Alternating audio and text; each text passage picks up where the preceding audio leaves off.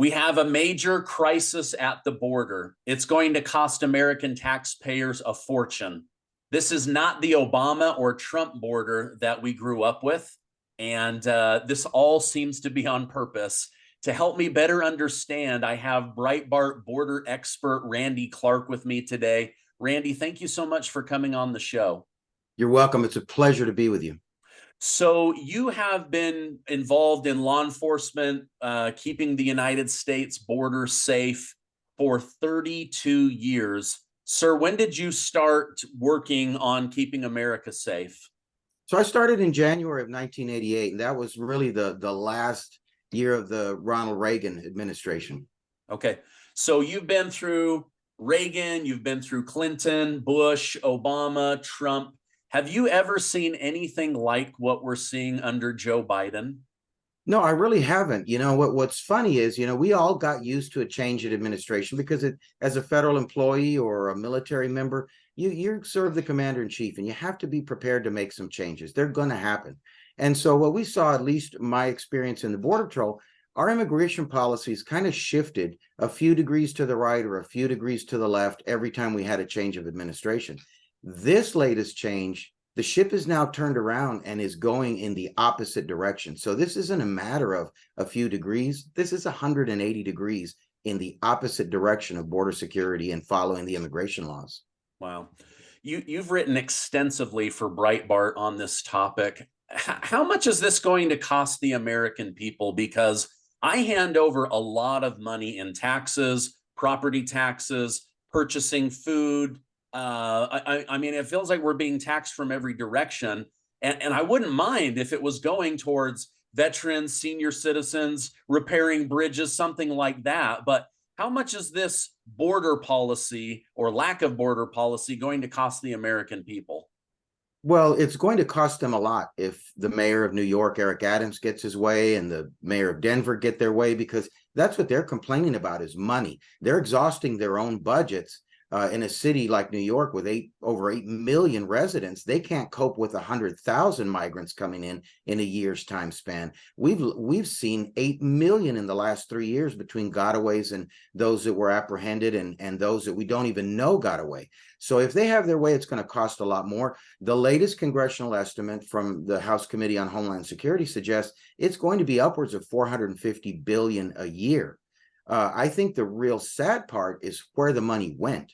If early in my reporting, I was advised by folks in DC that were at the highest levels of the government inside CBP that we were wasting $6 million per day just to pause the border wall, because all those contractors and their equipment had to sit idle in case it got turned on. And we know that it got canceled, but in the interim, a lot of money was wasted daily that could have done a lot for Americans that deserve some opportunities.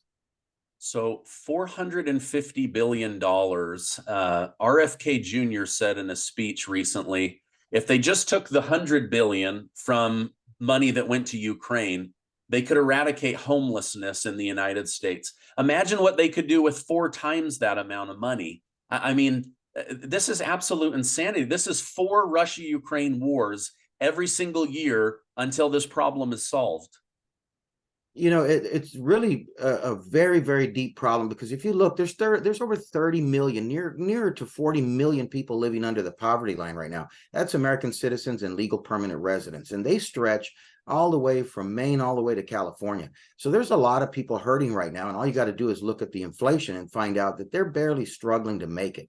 We're investing in the root causes. We're sending billions that's not counted in this amount to address the root causes, to make more business propositions in that area, even if it's private money, that we should be investing here to take care of those. But guess what? We've added to those living under the poverty line by bringing these folks in, because it's a different demographic. And that's what people really need to realize is years ago, in 1986, one of those years when we had 1.6 million migrants coming across the border, most of those were seasonal. They were nationals of Mexico. They came over, went back at the end of the season. And it was a very noticeable seasonal change. These are folks that are coming from socialist countries like Venezuela, who have gotten used to, over the last decades, allowing the government to take care of them. And they found out it doesn't work, but they're coming to another government who's agreeing to take care of them right now. It's going to get expensive here as well, and it's not going to work. But they are not going back to where they came from. This is not seasonal like this administration would like some to believe, and it's not caused by climate change like the DH Secretary would like you to believe. It's the climate of Joe Biden. Yeah, wow. Speaking of the Department of Homeland Security, Republicans over the weekend announced that they finally are going to impeach Alejandro Mayorkas. They tried about 30 days ago. 8 of them from the Republican Party sided with the Democrats. Are they really going to be able to impeach this gentleman? Or I don't even want to call him a gentleman, this guy. Or are there going to be rhinos and establishment Republicans that betray our country again? Well, so I've looked extensively at what the committee's put together and what they're looking at, and they're looking at things that you and I perhaps are aware of. Maybe some on the left aren't aware of, the after effects of a mass migration event that this administration has caused. What I don't think they do is they don't focus on the actual crime. What is the crime? High crimes or misdemeanors. And it's there. It's a conspiracy. It's against the law to induce people to illegally enter the United States. So when Joe Biden asks everybody to surge the border during a debate, if he gets to be the president, they listen. And that's an illegal act, which people probably don't realize. They think if you claim asylum, you're allowed to cross that river or our borders in Arizona or California. You are not. That's a criminal offense. It's prosecutable despite the reason. So that's the crime. That crime carries 5 years per count. And the Supreme Court has ruled that you don't have to take a physical act. That can be merely verbal, inducing, and encouraging. But beyond that, that section of law that covers transporting, aiding, abetting, and harboring also covers facilitating and shielding. And so what this administration has done, it's really a criminal conspiracy, has told ICE agents, don't arrest these folks just for mere illegal presence. Well, that is what ICE is there for.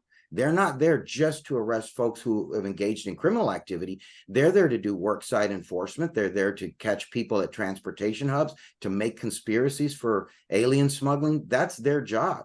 They've been told to stand down. Their deportations and removals are through the floor compared to what they were doing in decades past.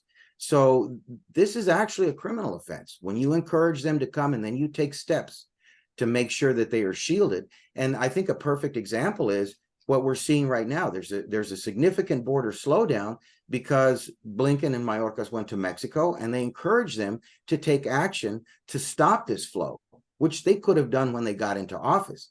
But when it blows up like the Haitian migrant crisis in 2021 and the world comes to look at it, they decide to try and take some enforcement measures to slow down.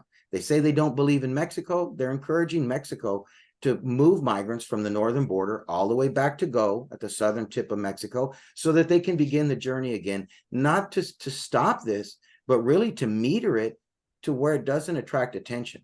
They're not even conducting on their parole, humanitarian parole at the bridges. They're not conducting even the first step towards establishing a valid case of asylum. They're not doing the first step, which is a credible fear interview. So they're letting the same folks that cross in between ports come through the ports of entry. The only difference is they can only accommodate 1,400 a day. If they could accommodate all of the millions that cross in a year, that's exactly what they would do. So I would have liked to have seen the committee focus on a specific crime. And I think that one, there's enough meat in there, even a Supreme Court ruling that says it doesn't violate free speech to be prosecuted for inducing these folks verbally to come into the country. Wow, we gotta get you in front of somebody that can do something about this. Senator Josh Hawley said in a recent hearing that he's had whistleblowers come to his office saying that they are being taken off of cases like trafficking and rape and horrible things dealing with children and women, and they're being moved to the border to make peanut butter and jelly sandwiches, basically to do cafeteria work. Do you think that there's any validity to that? People being moved from things involving the United States and big crimes over to basically being a supplemental employee at the border? So I've seen that firsthand. My daily activities involve speaking with Border Patrol agents, with folks that work with HSI. And so Homeland Security investigations, those are special agents. All of their training is not to secure the border. Many of them are Border Patrol agents that transferred into that position. Their job is to conduct criminal conspiracies, not just for migrant smuggling, alien smuggling, but also narcotic smuggling. And they're in charge of child pornography investigations for the importation of that as well, and domestic circulation of that. So they have a very important job. I have seen them used in Arizona driving vans to transport people to processing centers from the border because the border's overwhelmed. So we've taken those people that have specialized training, and there's not, a whole bunch of them. There's very few in areas like here in Eagle Pass where I live in the Del Rio sector. We just have a handful. They're in charge of smuggling cases at ports of entry and in between for over 210 miles of border, just a handful of them. So to take them and move them to Arizona and have them feeding migrants and driving vans, which I've witnessed firsthand, I've reported on for Breitbart, and even submitted the photos of them in a van with a Homeland Security Investigations shirt on. That's exactly what they're doing, not an exaggeration. Wow. Okay. Speaking of photos, Randy, I read your column this morning that Alejandro Mayorkas, even though he's now facing impeachment and, God willing, he is impeached, but you said that he's coming down to the border. Is this a photo opportunity, or is he actually coming down to make changes?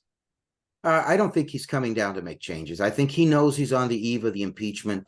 I think he knows this mess has been kind of cleaned up compared to what we saw in late December. And I think he's coming down here to do that. Now, the sources I had originally say he wasn't going to take media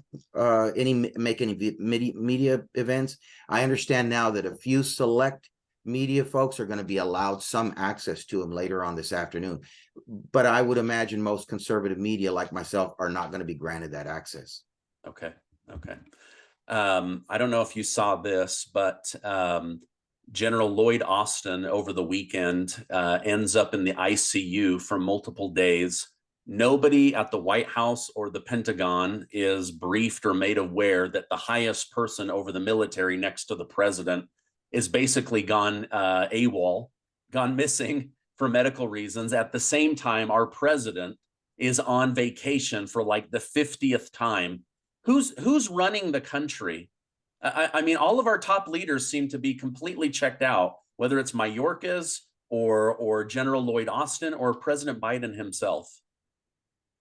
I think that's a question one day we're going to get the answer to, and I think the answer is going to be shocking, because if you really look at all of the cabinet positions, there is a lot of ineptitude out there, and there's dereliction of duty, and I think we picked some folks that were, nowhere close to being qualified for what they're doing right now. That's a scary thought, that you've got this person in ICU for 4 days and a president doesn't know it.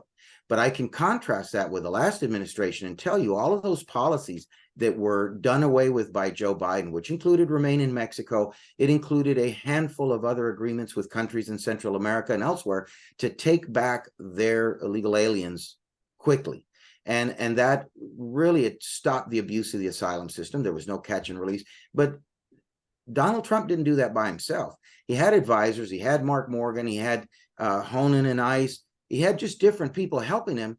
I think Joe Biden has the same, but they're not helping him, because we know the president was briefed almost every day on immigration matters because he was that concerned with it. I don't think Joe Biden could tell you how many migrants are apprehended today. I don't think he could tell you what happened in December. You're right, they're out of touch, but I don't think we know the people behind the scenes that are pulling the strings. Is there any chance that the president is being fed false information, or maybe because he's dealing with mild amounts of dementia that he honestly doesn't remember, and therefore doesn't think to take action towards the border? Like, I'm trying to wrap my head around this. I don't think that he's really all that concerned with it. I think he knows this is probably his last term. And even if he does win election, age is catching up to him, and so is dementia. But I think he made it very clear when he was much more coherent before the election that he was going to open this border. I mean, he encouraged worldwide folks, indigent people from all over that had already found refuge outside of Venezuela. They had already already found refuge in the region in there between Colombia and other countries, handled that crisis. We invited it upon ourselves. And I think that was deliberate because he definitely was more coherent then. So I just don't think he's concerned. And I think that translates into he probably doesn't get briefings on this regularly and is just skating by. Wow. Now, what about Vice President Kamala Harris? I had Sheriff Mark Lamb from Arizona. I had another representative from Texas on. They've both said that they have heard nothing from Vice President Kamala Harris, and she was specifically tasked with handling the border crisis, not only in Arizona and Texas, but also down in the Triangle in Central and South America. Are you hearing anything about her having regular meetings or regular communication with people down on the border? So no, that's not happening. And you know, Sheriff Lamb's a great person and he does some tremendous work down there. All of these sheriffs on the border and police chiefs and fire and rescue personnel, they are swamped, overwhelmed, and just bleeding cash on this problem every single day.